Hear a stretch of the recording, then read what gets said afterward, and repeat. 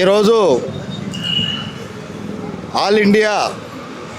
NCCOEE national coordination committee of electricity employees and engineers ఇచ్చినటువంటి పిలుపు మేరకు నెల్లూరు జిల్లాలో కూడా మేము విద్యుత్ భవన్ ముందు వచ్చి ధర్నా చేయటం, అదేవిధంగా సమ్మెని జయప్రదం చేయాలని చెప్పి మేము కోరుతున్నాం. ఎందుకనంటే విద్యుత్ రంగాన్ని ప్రైవేట్ పరం చేయకూడదని, అదేవిధంగా కార్మికులకు వ్యతిరేకమైంది నష్టదాయకమైనటువంటి 4 లేబర్ కోడ్లని రద్దు చేయాలని మేము డిమాండ్ చేస్తూ, అదేవిధంగా ఈ సంస్థలో ఉన్నటువంటి కాంట్రాక్ట్ కార్మికులందరినీ కూడా రెగ్యులరైజ్ చేయాలని, అంతవరకు థర్డ్ పార్టీని రద్దు చేయాలని వారికి,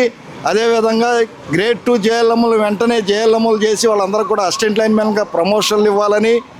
అదేవిధంగా పెండింగ్లో ఉన్నటువంటి 3 DAలని వెంటనే రిలీజ్ చేయాలని, విద్యుత్ రంగంలో వెంటనే PRC కమిటీని వేసి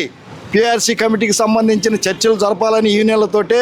మేము డిమాండ్ చేస్తూ ఈరోజు మేము ఇక్కడ ఆందోళన చేపట్టాం.